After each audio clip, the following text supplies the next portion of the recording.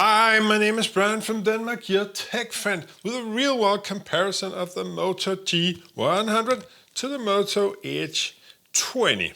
I've had this phone in my possession for half a year and this phone in my possession for 1 month. So I'm just going to talk you through my experiences with these phones. What sets these two phones apart?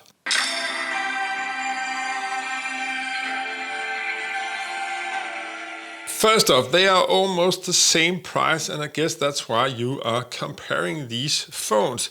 So let's just look at the physics of these two phones. You have, on the left side, you have the Google Assistant and the SIM card tray on the Moto G100 as the Google Assistant on the Moto Edge 20. On the right side, you have volume up and down, and you have the fingerprint authentication. Yeah. On both of these phones, I think that's most brilliant. At the top you have a punch hole mic, and at the bottom you also have punch hole mic as well as USB-C, and on the G100 you also got a 3.5mm jack, and that's a big plus in my book. As well as you got the speaker. Both of these phones only have mono speakers.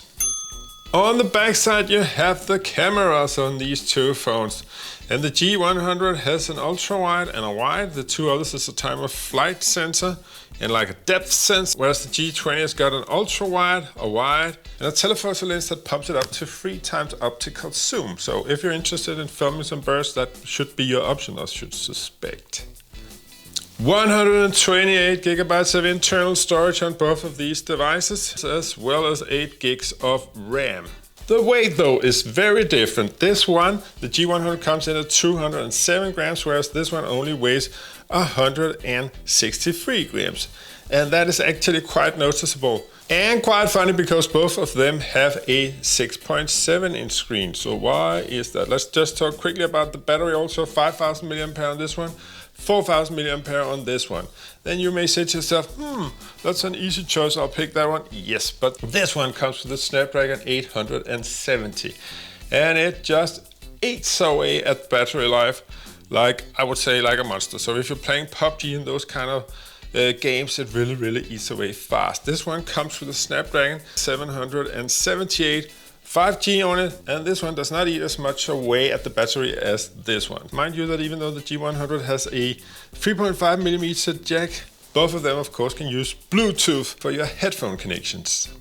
And the Moto Edge 20 does not have expandable storage option, whereas this one has. And now let's talk about what really sets these two phones apart. The screen. This one is an LCD IPS screen of up to 90 Hz screen refresh rate that goes up to 560 nits, the G100, okay? But, the Edge 20 is an OLED screen, 1 billion colors and 144 screen refresh rate. So this just looks buttery smooth, like in everything you do, whereas this one is a little lackluster at times, okay? So that's a difference. Another thing I would like to state is the cameras. That also is a little bit of a win for the Moto Edge 20. But then again, I would like to remember you that you do not buy a Motorola for the camera quality. If you want good camera quality, buy a Samsung or an iPhone, an upper end Samsung. Just a little cool feature I'd like to show you on the Moto G100 is that it's got actually a dual selfie camera setup. But again, none of them are super good, whereas the Edge only got a single one. And now for that Snapdragon 870 on the Moto G100. It just pulls the entire experience of this phone forward. It's just such a good device. I've had such a hard time selling it this on, as I will do within these next couple of days, because just think you get so much value for the money. Also, you get this entire set of extra peripherals in the box.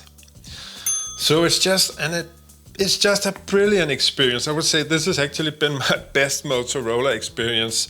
Well, until now. I actually had the Moto Edge Plus that I want to test out a bit more before I can make that statement permanent. But this is a superb phone, and it's not easy to let go. Whereas this phone is more like, I would say this is the boy phone with the speedy processor. It can do everything with speed, whereas this phone, I think it's more like the phone for a girl, right? Subscribe if you're from India. Because it has this beautiful screen, and then It has a little bit better camera options and it's more lightweight, even though it looks kind of bulky with these edges. That's the main difference I find on these two phones. So if you like the content you just saw, then please do press like, comment and subscribe. My name is Brian from Denmark, your tech friend, and I'll see you in the next one. Ooh la la! Like if you're from French.